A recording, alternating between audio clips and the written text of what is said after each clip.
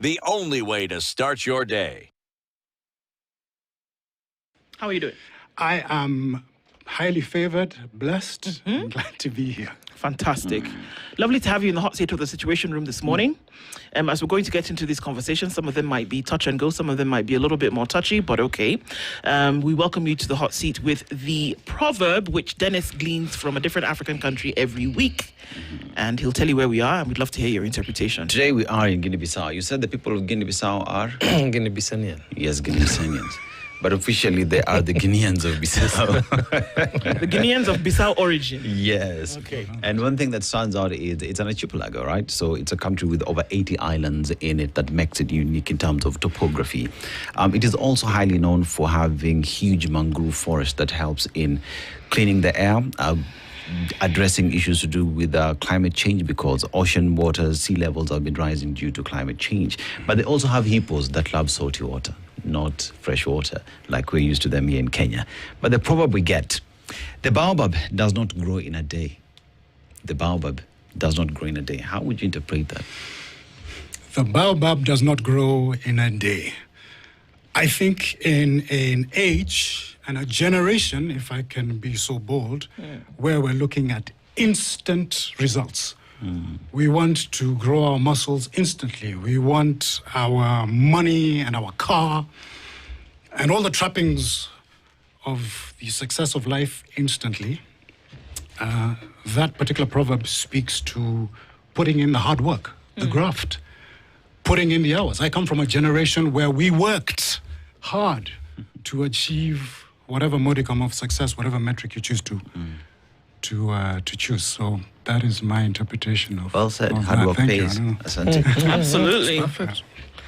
And it's interesting that you choose that, because then we're also dealing with a sector or a subsection of the society in that same space who had to work so hard, but then also worked really hard to not show how they're really feeling on the inside.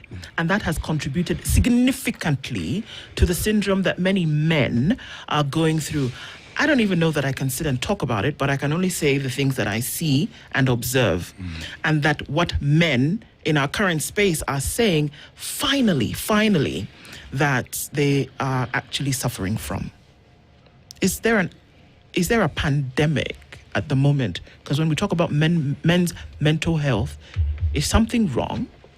So first of all, I think that statement, men don't cry syndrome, is just another way of saying that men do not have the ability to express their emotions well, or to express their emotions, period. Crying, laughing, any sorts of these physical expressions is just a way of expressing some sort of an emotion that you're feeling.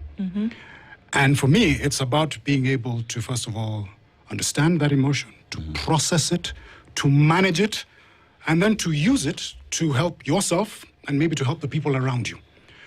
So for men crying, I honestly have no problem with that. It's just an expression. It's just a physical. In fact, if you look at how crying is expressed, it's the amygdala, which goes to the hypothalamus, which then, is connected to the tear ducts, and then your tears come out. Now, that might be because of grief, it might be because of loss, it might be because of any sort of reason.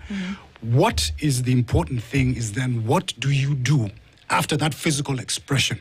How do you then manage that thing? And is it connected to, for example, if it is connected to grief, then how do you go about processing that grief or processing that loss or whatever it is that is causing you to cry?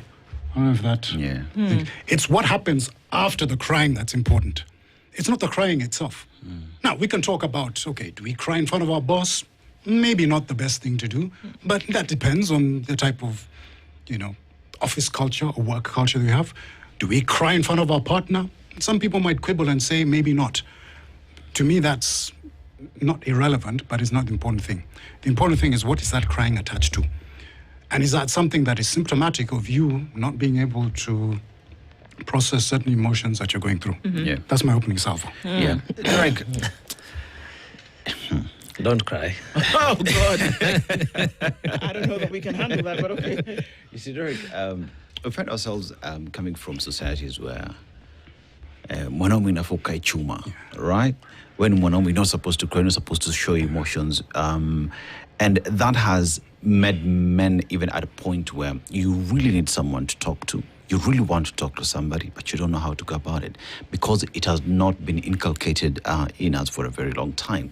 You are in a relationship that is not working out. And by default, what men do is stay silent. Just go quiet. You know, somebody who loved going out, playing football, basketball, being there with their significant other, all of a sudden, shush, because you don't know how to process or to communicate that which you have inside. Okay. How do men deal with that? I'll give you that, Dennis. We grew up in a culture where perhaps we're not told how to manage our feelings, or we're told, don't cry, usilie, all of that sort of stuff. Fine. Some of these are tropes, because honestly, I grew up in this here, Kenya, Africa, if you will. Yeah. I was brought up in a home where I was allowed to express my emotions. I was never told, don't cry. But, you know, there's certainly that. And there's certainly cultures, communities where men crying, and people love that. And by the way, it's just crying.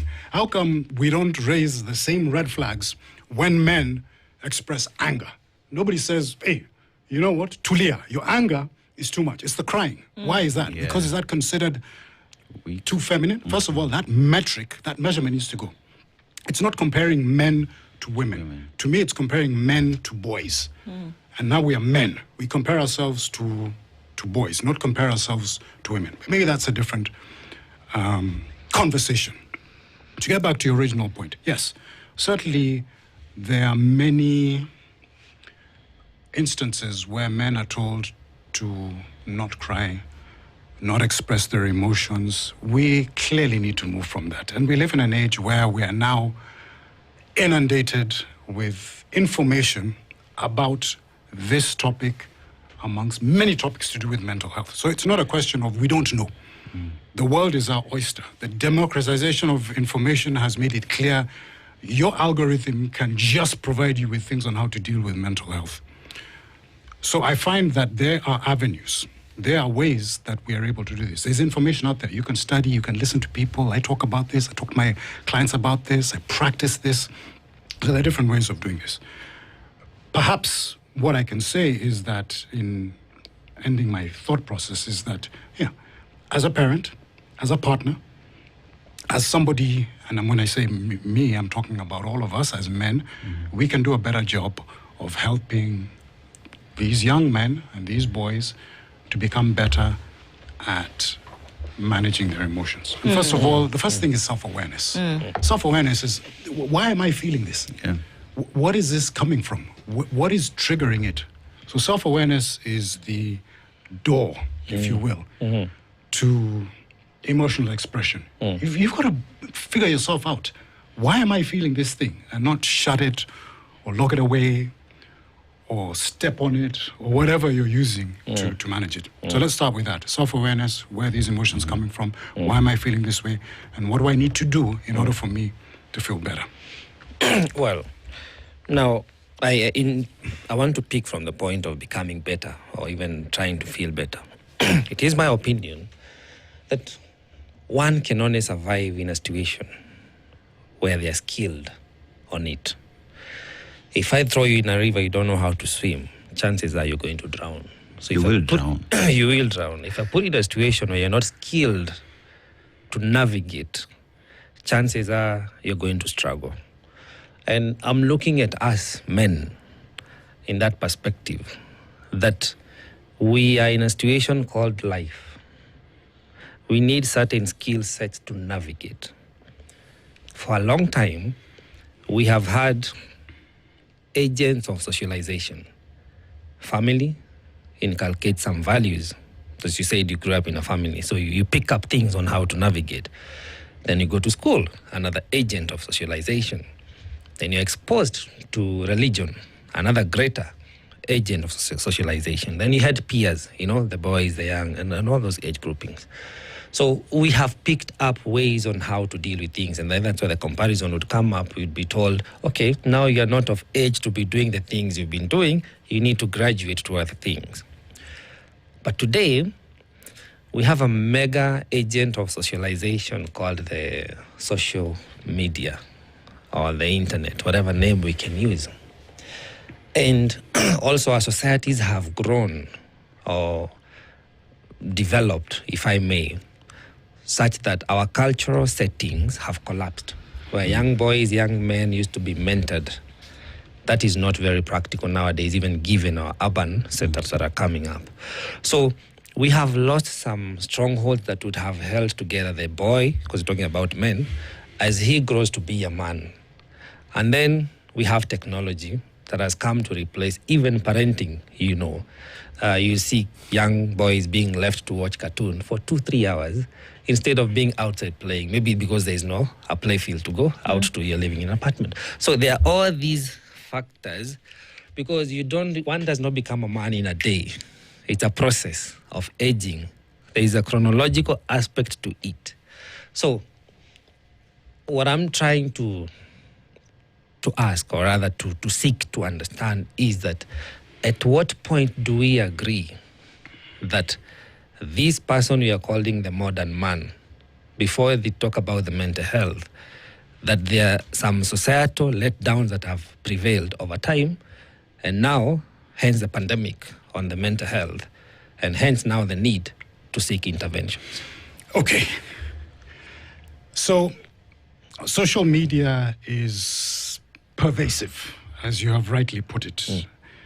And you have also asserted that it may be taking the place of perhaps shaping our values versus, say, the family. But the initial point that you made, or that was made in this conversation, was that we were brought up in families where we were told, don't cry. So here's what I'm saying. Yes, social media absolutely is playing a point in terms of us being able to manage these emotions, how we express them. In fact, there's a whole generation of people who, because you feel a little bit anxious today because of one thing, you then label yourself as somebody who's anxious. And there's all of these performative things going on the internet. So some of these things have to be taken with a grain of salt. When somebody comes there and says, I have mental health problems and all of that, a lot of this, particularly when it's played out on social media, as I said, is performative. But to your larger point, that same internet, which may have taken the place of parents, and if you're brought up with parents who helped you to become more emotional intelligent, or to manage your emotions, or to be more resilient, or to be more empathetic, or to, all of these wonderful things, good for you.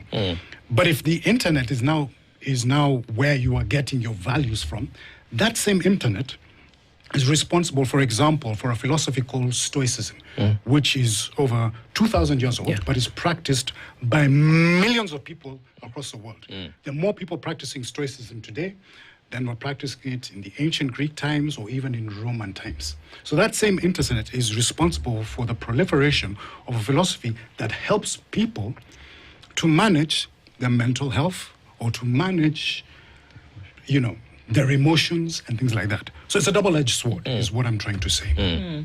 Listen, I can't come here and tell you this is the answer, switch off the internet, like they're doing in the UK and they've done in Australia, for anybody who is under the age of 16. Maybe that is the right thing, because the algorithm there, or that you're watching, is giving you values that perhaps are not compatible with what we as a community want to be. But that same internet can also give you Ryan Holiday, who has the Daily Stoic, who talks about how to manage your emotions every day and gives you the tools to do this. Final point, and you talked about this. Friends, family, that's where we get our families from. Religion, this is where we get our values from. And if we can connect with those values and we practice being the highest or the best version of ourselves, and also not treat everything as the end of the world. A little bit anxious, a little bit angry, fine. Emotions are data. They're just telling us something that is going on. There may be a larger problem that is going on, so it's giving you a signal, but that in no way labels one as mentally unhealthy. Is that a word? That's what I'm trying to say. So there's a little bit of nuance to this conversation. This conversation very often is approached by, oh, you know what? Man, there's a pandemic, there's a crisis, men don't know how to do this. This is how they're brought up, or the internet. I come from the point of view that it's a little bit more nuanced from that. And certainly, in terms of the work that I do, that is what I see. Yeah, it does. It does. It suffices, and and I like that because it's about becoming. It's about being. That there will be oscillation between highs and lows of emotions, and if I find myself in an extreme, momentarily, it does not mean I have a condition I've acquired. It could be I'm just trying to navigate through some situations in life. But then we live in a modern time whereby there is what you'd call over psychiatrization or over medicalization. That the performative you spoke about. If I just do a quick test on internet, then I find myself being put on anxiolytics, antidepressants, and all these other psychotropic medication to try and deal with my emotions. But I've learned along the way that there is no chemical solution to an emotional problem. Where do we bridge that gap? Because our men are running away to, let me not blanket it and call it psychiatric care, but they are seeking emotional health in areas that are rampant with chemical solutions. Okay. And there is no healing, in my opinion. So I'm not a psychologist, not a psychiatrist. Mm-hmm. There is certainly a place for therapy. Therapy plays a huge part in helping people with a whole range and malady of mental health issues and problems. As far as the over-medication is concerned, that is certainly a valid point. There may be doctors or professionals who are prescribing medicine. I went through a brief period of depression many moons ago when I was living in a country far, far away, and I was prescribed Xanax. And I took it for a short period of time. I think the after effects did not gel with me, and I stopped taking it. And then I found other ways of dealing with sort of that short period of depression that I was going through.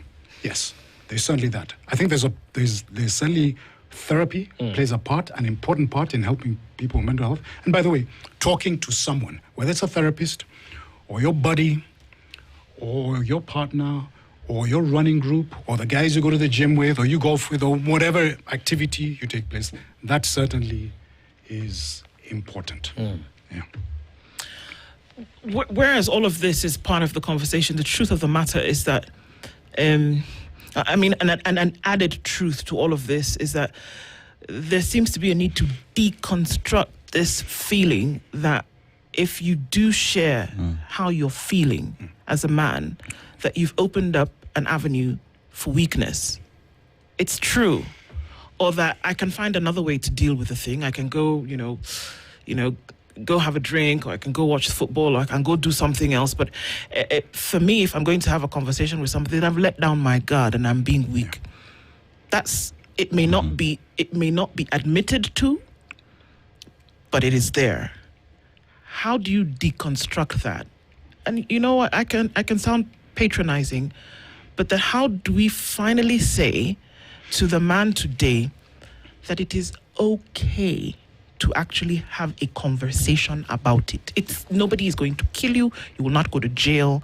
You will not be less of a man if you had a conversation. There's certainly that. Men struggle with opening up. The conversations that men have in their caves when they're around their friends may be considered superficial in some sense. In other words, people don't dig deep into their emotions. But it's conversations like this that we're having today that allow men to understand that it is okay to talk about these things. I think one of the ways that we can encourage this is by not penalizing the fact that men can open up, creating so-called psychological safety in the environments. That psychological safety where you're not going to be victimized, penalized, sidelined because of the fact that you've brought up some serious or deep issue that is going on with yourself. What I like, I think what I see today is men participating in so many different activities. I think maybe I grew up in a generation where the only way I bonded with my boys was in the local. But these days, there's golf, there's running clubs, there's the gym, There's you can go to art galleries. There are a whole range of activities. It's bungalow wananchi. Exactly. Bungalow wananchi. Yeah. So there are many activities that open that avenues where men can get together and say, hey, by the way, I'm feeling this way. Our responsibility, men, and by the way, it's a collective responsibility. It's for us to say, all right, what's going on? Is there work that needs to be done? Yes. Can I? Let's go there. Yeah. Are we also?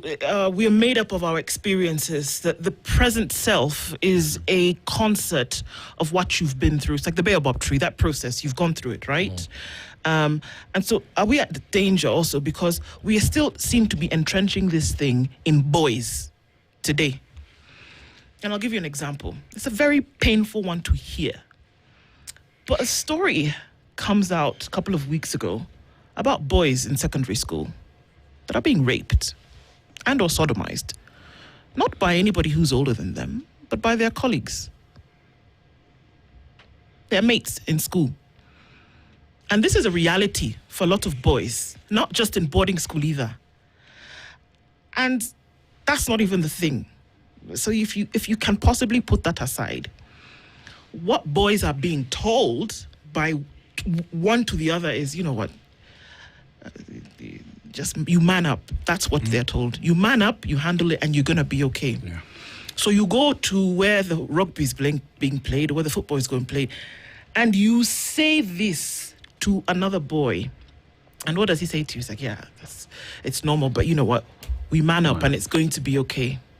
And this is a narrative that when you come home, you tell your parents, yeah, you know, this is happening, Ma, but you know, we'll get through it. That is one example of a thing that happens to somebody that they're not going to talk about. And these are boys who are growing up to be men. If that's the thing that you're entrenching at that age, I can only imagine the damage that's then being done by the time this boy becomes a man. That is a horrific story. And I would hope that this is an exception and not the rule. One of the things, particularly when I speak to whether it's parents or even speaking to, you know, people who are like my corporate clients, I tell them I think things like emotional intelligence and how to manage and handle your emotions should be taught in school from as young as primary school. There are some countries where it's already part of the curriculum. Countries like Denmark and Australia, they're already taught resilience at the age of 7. They don't even need to go home to learn that. They're learning it in school, or how to be empathetic. Where we have this peer-to-peer thing, particularly in that young age, where you have maybe a 7 or an 8-year-old or a preteen doing something unspeakably wicked to someone else and then telling them to keep quiet, that is something that I think this, whatever institution or school, needs to be able to stay on top of. Yeah. But it's also the responsibility, I think, of parents at home and of caregivers to interrogate, and when I say interrogate, have these conversations with these young boys or these young men and ask them what is going on and allow them to speak and create that psychological safety that I was talking earlier, that you can say anything and there will not be untoward repercussions for you revealing, say something like that. But just talking about your feelings. Yeah. Have that thing. And by the way, it goes both ways. We're having dinner time today, or we're in a, you know, some sort of family event. Put the phone away. Face this young man with your body language, your eye contact, you know, tone of voice, and ask them what is going on. And you'd be surprised. Some of these very sort of, shall I call them, basic ways of communicating, whether it's communicating with our peers or communicating with young people, can allow them to open up. To actually open up. Sorry, me up with that horrendous example. I know, but I want to take a break. Okay. As you think about it, hold on to that. Hold on to that because we'll lead. I know, it was a big one. Hold on to that because we'll lead to that when we come back. We'll take a quick break, take a look at what's going on with traffic, and then we'll come back. It's Men's Mental Health Awareness Month, and we're looking at actually deconstructing some of these things and saying, you know, with Derek Bbanga, that it's okay. We'll be back in a bit. This is the Situation Room, the only way to start your day. Traffic. Traffic update brought to you by Chloride Oxide. This is the Situation Room, the only way to start your day. Renewed Molfix is now even more absorbent with double-layered upper surface. Only 20 Kenya shillings, single-piece Molfix at your duka. The following takes place from 6 a.m. to 10 a.m. every weekday on Spice FM. It's a privilege to then be able to come and have these conversations and to push things. We must know exactly what we want, right? Because what is the role of the president? We have just had a conversation here with the PS These things who told us. I think we have a mismatch, in my opinion, of the persons we have in office and the work we expect them to do. Why do we pay for the national government? President Ruto commands 6 of the keys family. Where is the work? If people were to take these 9 factors and make sure that you are on the money with these things, no pun intended, would you be president? You have to, first of all, ask what is the role of government. Matters salary cannot be discussed at State House. We have got the Salaries and Remuneration Commission. Where are we hiding as a country? Nyinyi wote tunawachukua tunaweka kwa box tunasema guilty as what? Charged. Posted. Reason why hate mongers are not arrested is you. It's you. If you wanted to, you would. Who?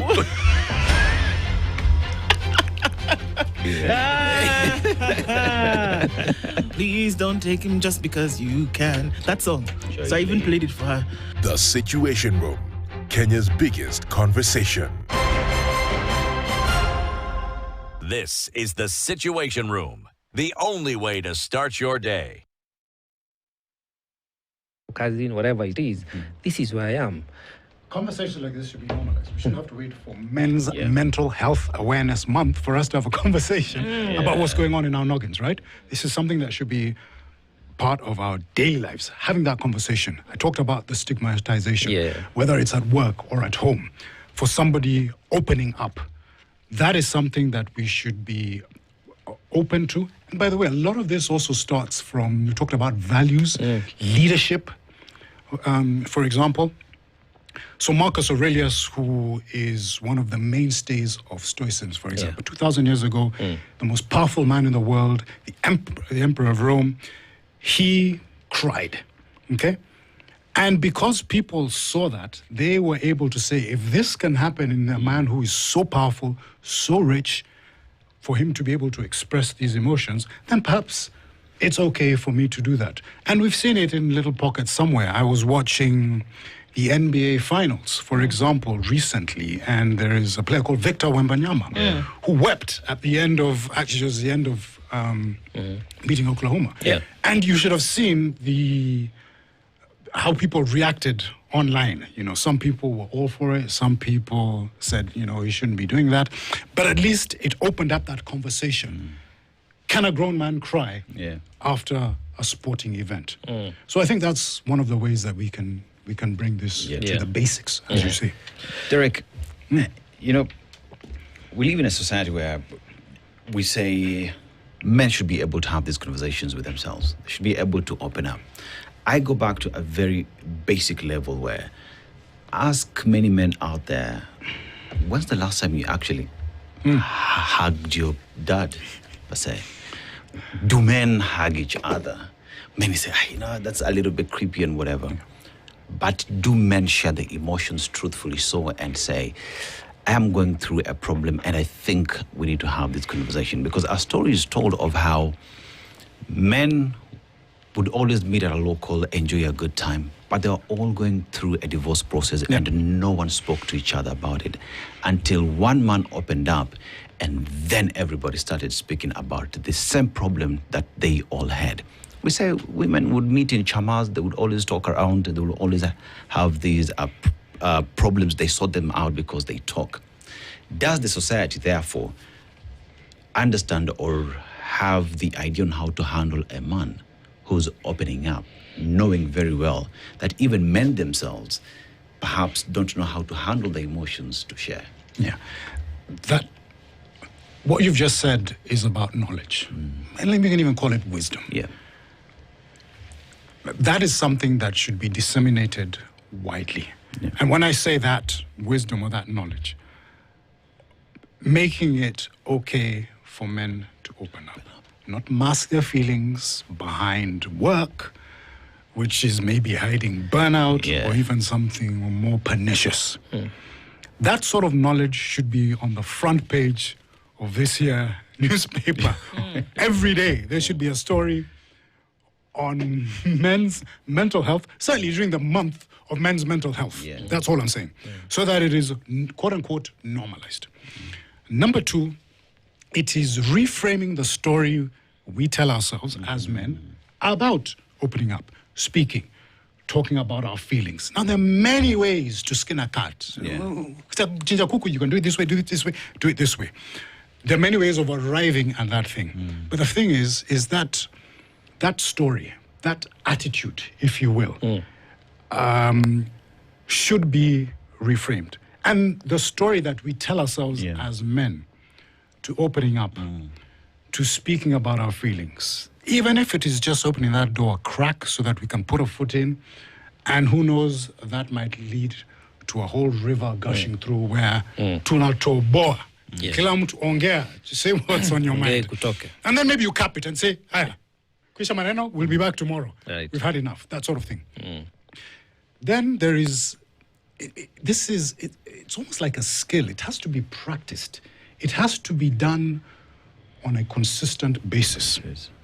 I can't just open up during the month of June and then, all right, wait till next year. And then, all right, well, how we do this opening up thing again? It's something that should be consistent. It's a skill. Learn to practice. I talked about self-awareness, naming your emotions. Ask any man, what are you feeling? They will come up with two things, good or bad. Or a shrug. You've got to open up. How are you truly feeling? If you're feeling angry, is it irritability? Is it anxiousness? So that sort of thing, I think. And then let it become a habit. So you speak to continuous self-assessment, continuous self-evaluation, and self-care, basically.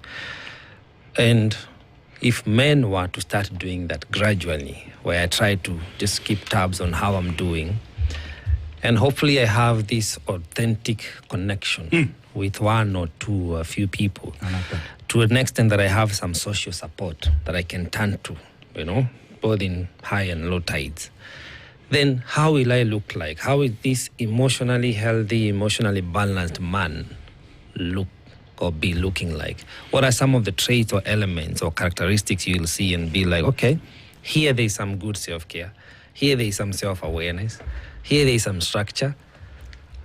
How does that look like? Oh man, I can talk about that until the cows come home.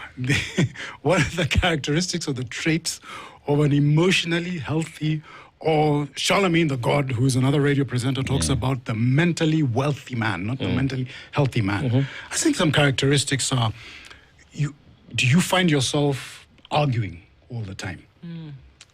So it's the opposite of that.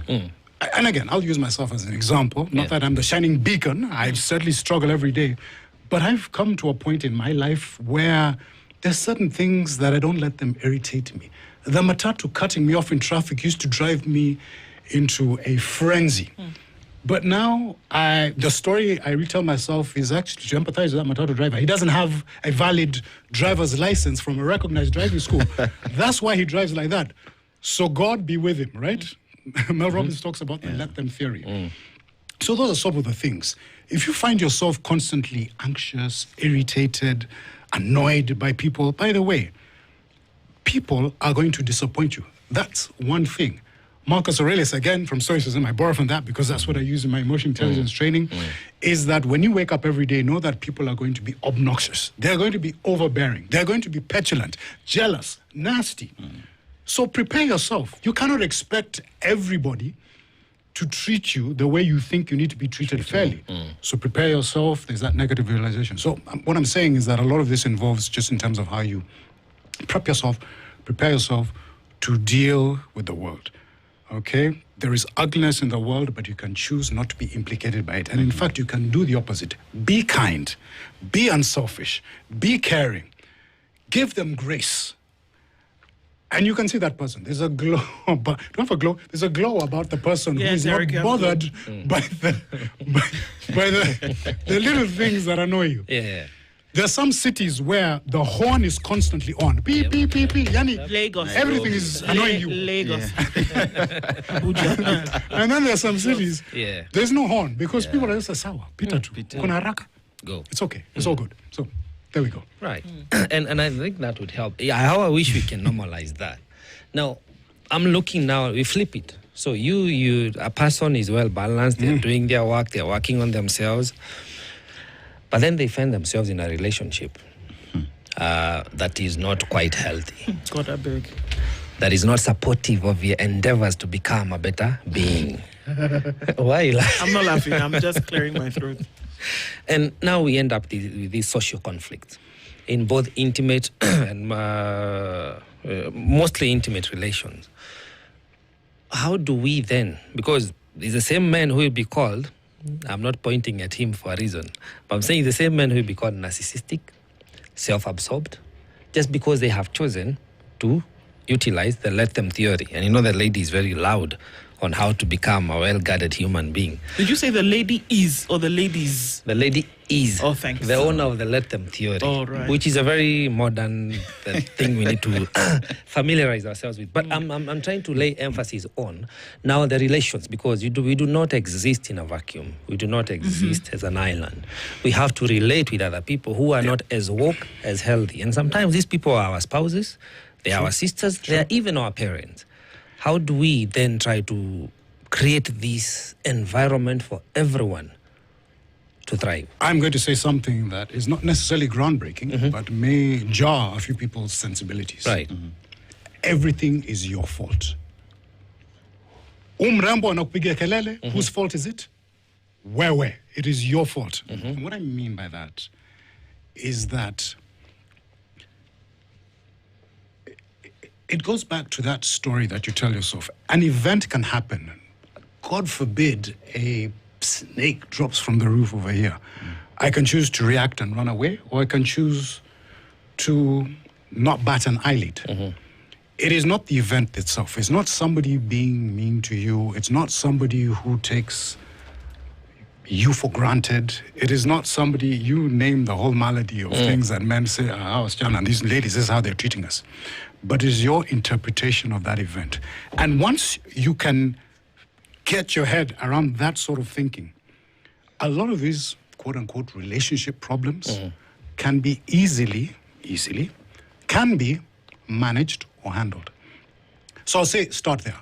Right. Start by looking at things and saying, what part am I playing in this? Instead of laying the blame at the foot of the other person, which is typically maybe what a certain subsect of men tend to do. Yeah. It's your fault. Take responsibility.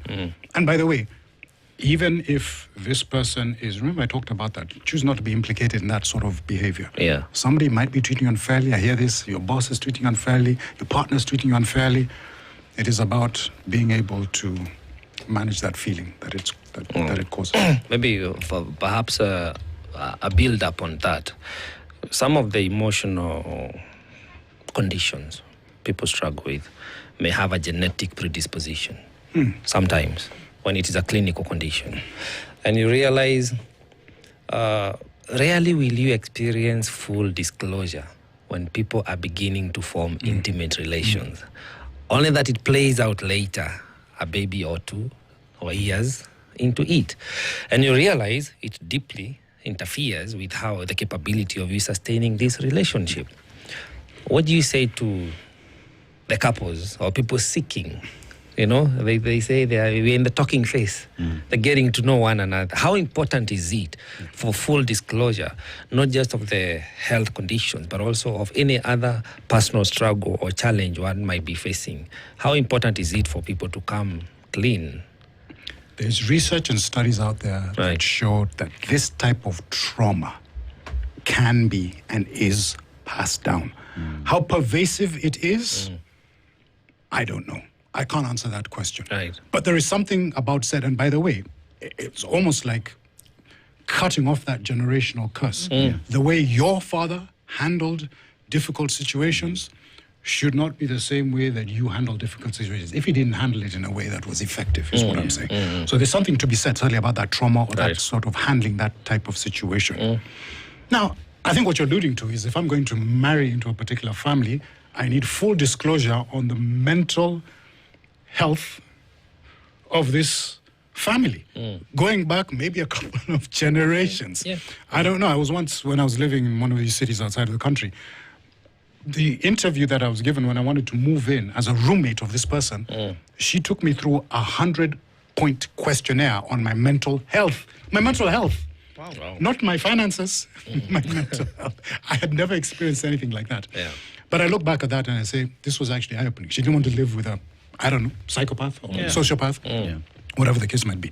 Yeah, I think there is something to be said about perhaps using that as one of the metrics in deciding whether this is going to be a partner that you want in terms of, for life. I mean, he's just raised something that I think is critical, and that would be then the family level setup, right? In terms of how you raise a child, perhaps, the things they pick up, because that most become how they were raised. I'm going to give you an example. Very young boy. I remember the first time I gave my dad a hug. He was like, "What you doing, man?" But consistency with that, he loosened up. Because how old were you, Brian? Back then, I was in primary school, I think, class 8 or something like that. And he didn't know how to process that emotion because it is something he never practiced from his dad. But over time, now with my siblings, it became a normal thing. You tell old man, "I love you, Dad." A few times he would not respond. But nowadays it's a common thing. He's the one to actually even tell you, "I love you, son," So is the family level setup then, how critical is that in terms of raising men who are able to communicate their feelings and also just to be able to open up and share? Because anything happens to me, it's my dad. Yeah. It certainly plays an important part. That's a component. If you look at it as a stool with, 3 or 4 different legs, the family plays an important part. In a family where you're allowed to express those feelings, or in a family where you're told, no, just like you are. But you talked about this, it could also be our teachers, the peers that you hang out with, certainly even as you get older. All of these come into creating this thing called your values. I'm pointing at an imaginary triangle over here. You have your values over here, your value system, your moral compass, okay? You have your reaction to events on this side, and then you have over here living to the best or your highest value or excellence and expressing that. And those 3 form a hopefully harmonious triangle in terms of dealing with some of these difficult emotions. So, I mean, one of the things that you talked about is that normalization of things that had been previously constructed. Essentially, that it's a thought about something, and that seems to be a modus operandi, but it shouldn't be. And that we can normalize some of these conversations. Do we see this as a way to then make sure that some of the ills that we are fighting with today are because we have not normalized the conversation? We can apply this across board. Because I saw an article today about HIV infections, 14,000 last year.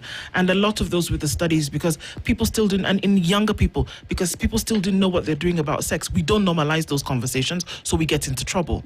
We don't normalize saying that, men's mental health is not something that only happens to be a conversation in June. It's an everyday theme. So if we don't talk about it, we should not be surprised that we then have to deal with the dangers of it. Yeah. It's everybody's responsibility to make sure that we're creating those environments at work, at home, wherever we enjoy our social life, to have those sorts of conversations, to be able to allow ourselves to go through that process of feeling that particular emotion, and then what happens next. And I think part of that is the follow-through. As I said, it's one thing to cry, it's one thing to feel anger, but then what is the follow-through after that? What happens? Or are you dealing with maybe more internal issues? Fantastic that we have a mental day, a men's mental health awareness month. That's the opening of that door. Yeah. But like you rightly said, this should be something that is not even necessarily talked about in 1 month. Yeah. It is an ongoing thing. Creating this psychological safety in all of these environments and being able to use that type of language where it is okay to talk about these things that we're going through. And we hope that women do not feel exempted from the conversation, because a healthy man, I would imagine, is a happier someone to be with. So there has to be a role, there has to be a place for our significant others, be it they are our sisters, our spouses as well. Because remember, I think in the onset of the millennium, the girl child campaign started off. And there are allegations that the boy child was neglected then. And now we are having to play catch up on the boy child. So even as we advance the mental health for men, I think it just needs to be a norm, a way of life for all of us, both men and women, so that we can have a healthier society, a healthier family unit, a healthier community. And hopefully now this pandemic, we can start focusing on other issues. Yeah, and it starts with even beyond just looking at mental health exclusively.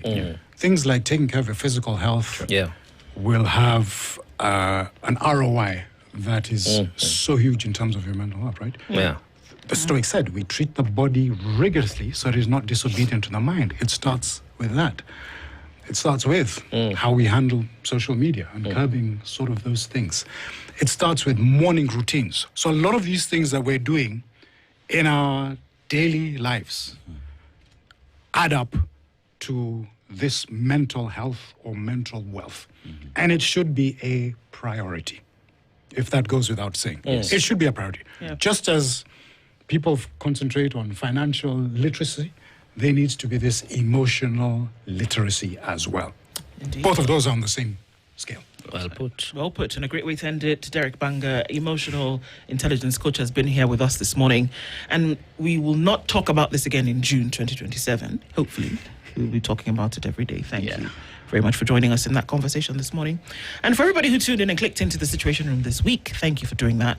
Have a great weekend. We'll talk again Monday, God willing. It's 10 a.m.